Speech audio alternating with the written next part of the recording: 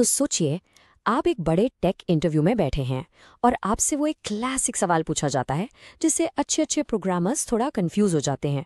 चलिए आज इस सवाल की ना पूरी तय तक जाते हैं। सवाल बिल्कुल सीधा सा है।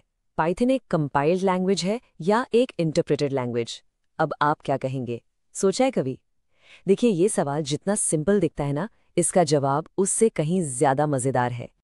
और पता है, इसका सबसे स्मार्ट जवाब शुरू ही यहां से होता है कि ये सवाल ही ठीक नहीं है। हाँ, आपने बिल्कुल सही सुना। ये सवाल ही अपने आप में थोड़ा गलत है। और यही वो ट्विस्ट है दोस्तों, जो आपको भीड़ से अलग कर देगा।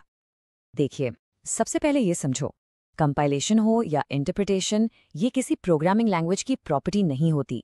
बिल्कुल नहीं। ये असल में उसकी इम्प्लीमेंटेशन की प्रॉपर्टी है। अब आप सोचेंगे, इन दोनों में फ़र्क क्या है? तो देखो, लैंग्वेज स्टैंडर्ड तो बस एक रूल बुक है ना, जिसमें सिंटैक्स और रूल्स लिखे हैं।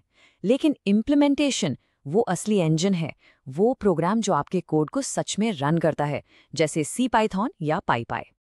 तो आइए बात करते हैं सबसे आम, सबसे पॉपुलर इम्प्लीमेंटेशन की, सी पाइथन। यही है जिसे हम में से ज्यादातर लोग यूज करते हैं। और मजेदार बात यह है कि सी पाइथन असल में दोनों ही काम करता है। हाँ, ये एक 2 स्टेज प्रोसेस का इस्तेमाल करता है। वो 2 स्टेजेस कौन से हैं? पहला है कंपाइलेशन और दूसरा है इंटरप्रिटेशन। चलिए इन दोनों को थोड़ा आराम से एक एक करके समझते हैं। ओके, तो स्टेज 1, जैसे ही आप अपनी .py फाइल को रन करते हैं, सी पाइथन सबसे पहले आपके कोड को कंपाइल करता है, लेकिन डायरेक्ट मशीन कोड में नहीं, बल्कि एक बीच के फॉर्म में, जिसे कहते हैं बाइट कोड। तो सवाल उठता है, ये बाइट कोड आखिर है क्या? आसान भाषा में समझें तो ये आपके सोर्स कोड का एक ट्रांसलेटेड वर्जन है। थोड़ा लो लेवल है और सबसे इंपॉर्टेंट, प्लेटफॉर्म इंडिपेंडेंट है। कभी आपने अपने प्रोजेक्ट में .pyc फाइल्स देखी हैं? हाँ, वही है बाइट कोड। पर याद रखिए, ये अभी भी वो फाइनल मशीन कोड नहीं है जिसे आपका कंप्यूटर का प्रोसेसर डायरेक्ट समझ ले। ओके, तो अब हमारे पास बाइट कोड है, पर इसका करें क्या? इसे चलाएगा कौन? और यहीं पर पिक्चर में आता है हमारा स्टेज 2 और हमारा हीरो, पाइथन वर्चुअल मशीन। तो यहाँ पर आती है सबसे क्रूशल बात। ये जो पाइथन वर्चुअल मशीन है या पीवीएम, ये एक इंटरप्रेटर है। इसका काम क्या है? जब आपका प्रोग्राम रन होता है तो ये पीवीएम उस बाइट कोड फाइल को उठाता है और उसे line by line, instruction by instruction execute करता है। और इसी स्टेप की वजह से, इसी इंटरप्रिटेशन की वजह से हम आमतौर पर कहते हैं कि पाइथन एक इंटरप्रेटेड लैंग्वेज है। अच्छा, अब आते हैं प्रो टिप पर। अगर आप इंटरव्यू में बस वाव फैक्टर लाना चाहते हैं तो सी पाइथन के आगे भी बात कीजिए। कुछ और इम्प्लीमेंटेशंस हैं जो इस कंपाइल्ड और इंटरप्रेटर वाली लाइन को और भी ब्लरी कर देते हैं। देखते हैं कैसे। एक जबरदस्त एग्जाम्पल है पाईपाई।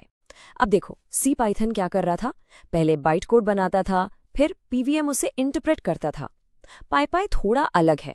ये इस्तेमाल करता है एक चीज जिसे कहते हैं जस्ट इन टाइम या JIT कंपाइलर। और ये क्या करता है?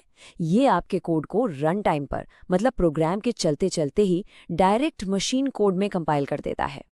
तो JIT कंपाइलेशन का सीधा सा मतलब है on the fly compilation. Code चला और वो मशीन कोड में बदल गया।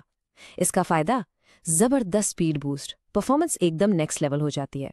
और अब आप समझ रहे होंगे कि वो शुरुआत का सवाल, कंपाइल्ड या इंटरप्रेटेड, इतना सीधा क्यों नहीं है।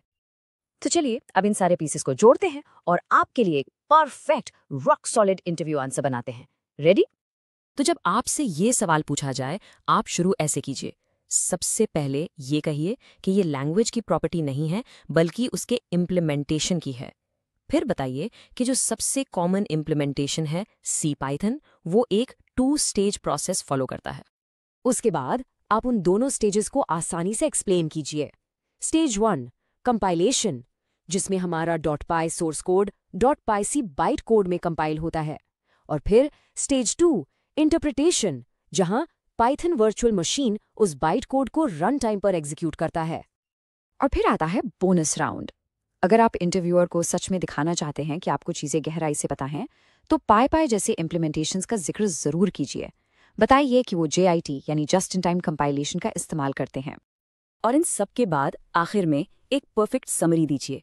कहिए, तो इसलिए टेक्निकली पाइथन में कंपाइलेशन और इंटरप्रिटेशन दोनों होते हैं, लेकिन प्रैक्टिस में इसके एग्जीक्यूशन मॉडल की वजह से इसे एक इंटरप्रेटेड लैंग्वेज ही माना जाता है।